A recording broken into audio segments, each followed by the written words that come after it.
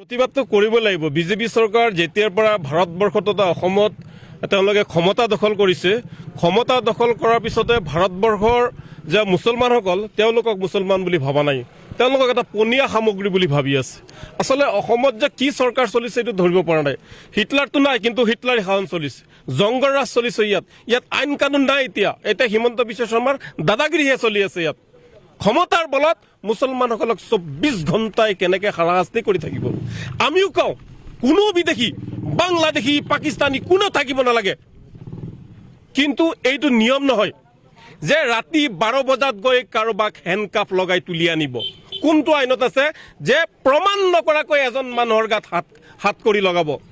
আমি যিসকল আৰক্ষীয়ে ৰাতি 12 বজাত গৈ হেণ্ডকাফ লগাইছে তেওঁলোকৰ বিৰুদ্ধে আমি উচ্চ ন্যায়ালয়ৰ দ্বাৰস্থ হ'ম। প্ৰয়োজনত আমি উচ্চতম ন্যায়ালয়ৰ দ্বাৰস্থ হ'বলৈ আমি বাধ্য হ'ম।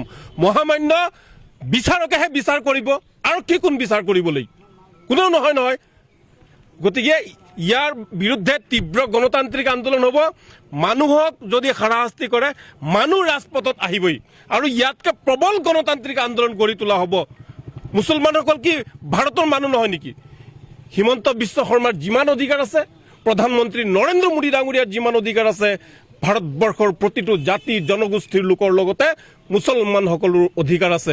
আমাৰ ৰাজনৈতিক অধিকাৰ তেওঁলোকে কাঢ়ি ল'ব বিচাৰিছে। তেওঁলোকৰ ক্ষমতাৰ দখল কৰাৰ কাৰণে আমাক সাম্প্ৰদায়িক ৰাজনীতিত তেওঁলোকে চক্ৰবেহুত পেলাই আজি ৱাকফৰ সম্পত্তি ল'ব বিচাৰিছে, কাইলৈ মুছলমানক অত্যাচাৰ জেলত ভৰাব বিচাৰিছে, পৰহি দিনা আৰু এটা কিবা কৰিব, তাৰ পিছদিনা আৰু এটা কিবা কৰিব। এই জাতিটোক কেনেকৈ নিশেষ কৰিব পাৰি, বৰবাদ কৰিব পাৰি, তাৰ কাৰণে এই চৰকাৰখনে চক্ৰান্ত চলাইছে।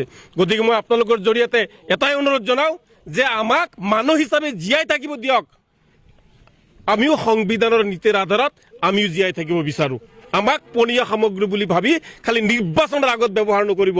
আৰু যদি আমাক সঁচাকৈ বেয়া বুলি ভাবিছে আমাক গুলিয়াই মাৰক না, আমি বুকু পাতি দিওঁ, আমাক গুলিয়াই মাৰক।